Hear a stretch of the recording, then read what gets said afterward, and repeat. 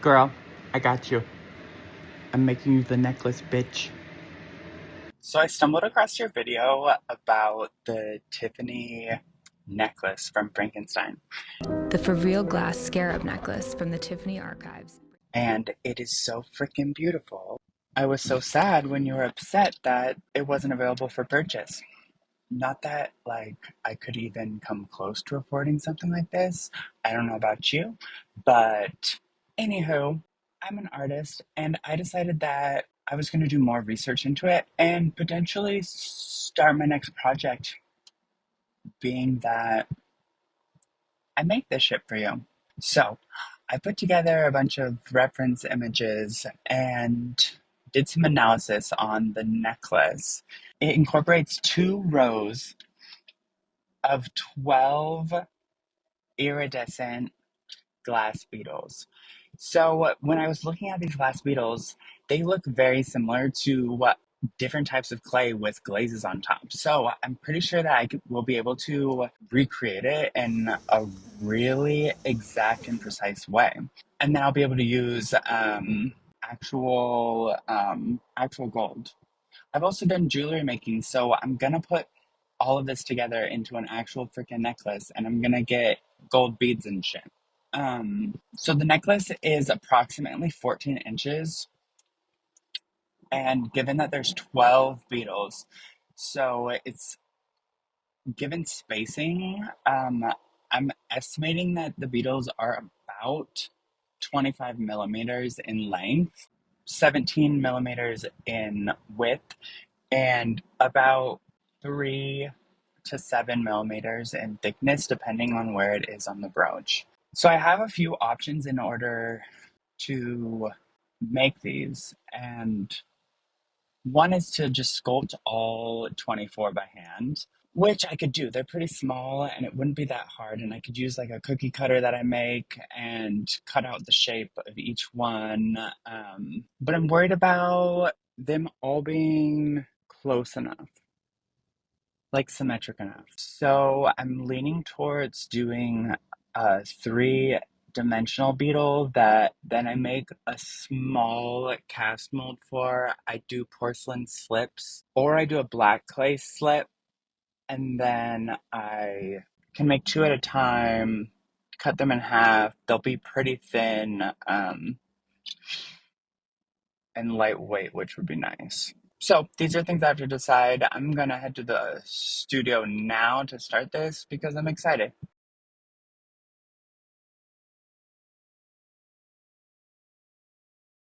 So I've done 25 molds so far, 24 molds so far. Obviously they're still a little bit rough right now, but definitely used up this mold. The first mold that I tried actually broke, which I'll insert a video, but because I made these yesterday, you're really not supposed to use a mold right after making it. And you're supposed to let it dry for a week to 2 weeks. And so doing it right away, I shoved it in the oven to try to speed up that process, which creates a lot of steam and differential temperatures within the plaster, and then heating and cooling. It weakens it a lot. So my good mold actually was the one that broke. So I was a little upset, but these turned out really good. They're a little bit messy, but they will work perfectly. And I'm gonna go ahead and do a bunch more just so that I have a shit ton and can throw glazes and play around with things before I come up with the final. So tomorrow I'm gonna take these probably into the studio. I decided to do this at home today, which is why I just did the push molds. I'm probably gonna try a slip mold and just see how they come out and the difference, but I'll clean these up and hollow them out a bit. And the jewelry, I might actually go to the jewelry supply store tomorrow as well to figure out what exactly I'm gonna do in terms of actually putting the necklace together. Exciting.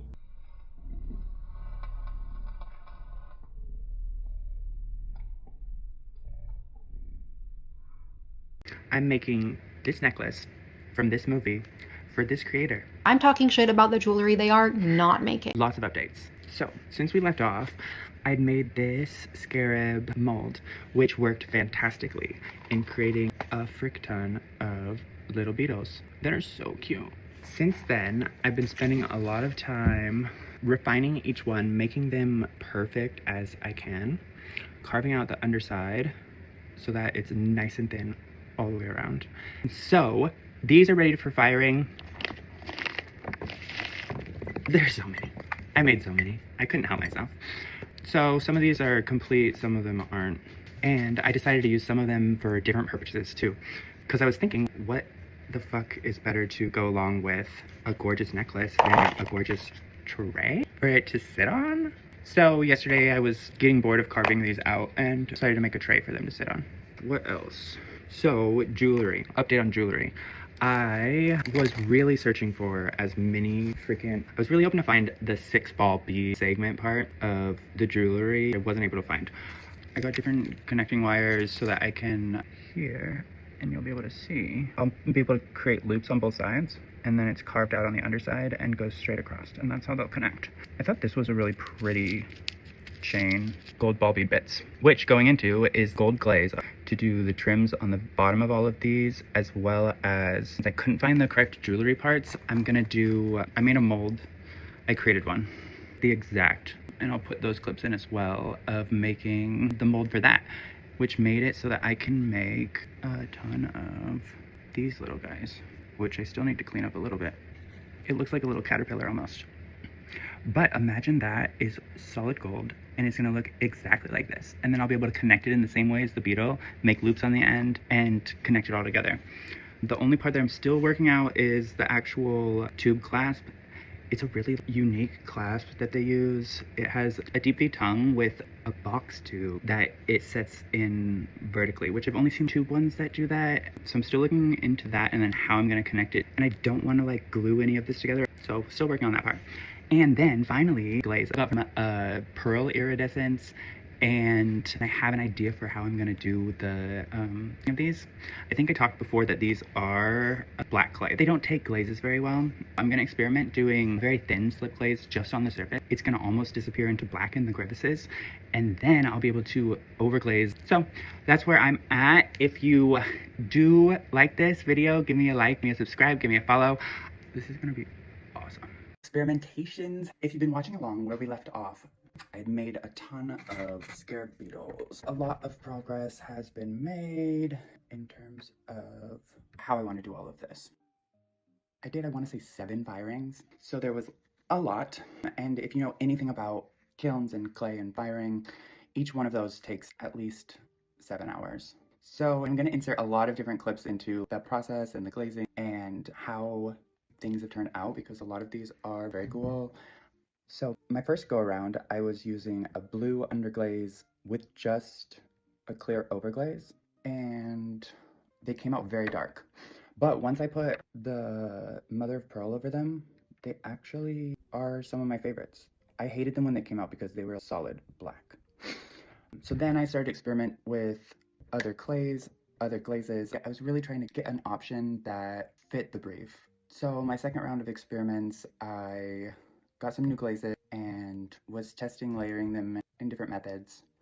This time I got a bunch of porcelain to try different clays. I also made porcelain slips out of them so that I could brush over the green clay bodies and try to see if that would take the glazes better. Some of these are crazy. They literally look like glitter. It looks like I just glued glitter on the outside of this. Beautiful in their own right.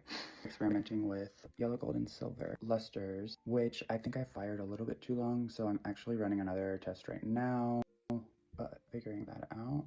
This is my most recent experiment, and they're really pretty blue. Maybe I'll insert an image, but they're really pretty. They almost look like a lapis, but I need to do a test of the mother of pearl over that and some of the gold and stuff. So I want to do one more test with the gold and the mother of pearl, and then I want to do one more test with an air spray gun just to see. But I have all of the pieces for a full necklace.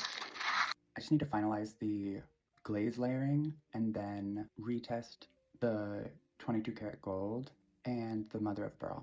And then I'll be able to hopefully do all of these beetles, all of the connector pieces, and get the necklace put together.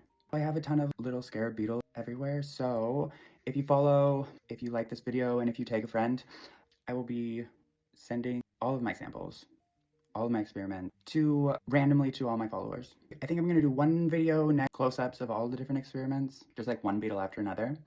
So check that out in probably a day or two, and then hopefully next week we'll get the final video.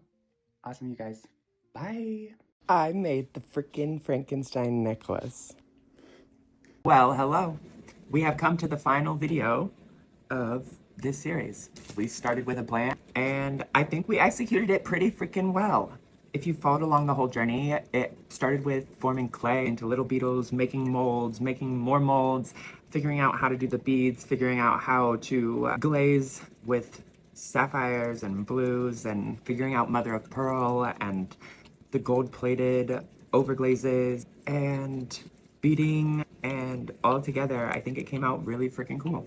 I ended up finding a tube clasp closure that's works freaking perfectly. So many of these things took a lot of experimentation, but ultimately I think it turned out really well. They turn a bit, for sure, and spacing was hard to figure out.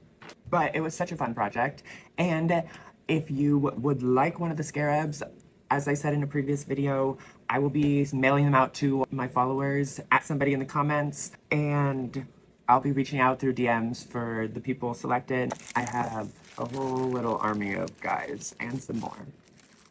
If you want me to do a tutorial on how I did these cute little rooster tail, let me know. Also, let me know what you might want to see next. I have a couple projects I'm working on, but I'd love to know from you what I should try to recreate. I love antiquity, I love jewelry, I also love giant sculptures and shit. So, hopefully I'll see you around.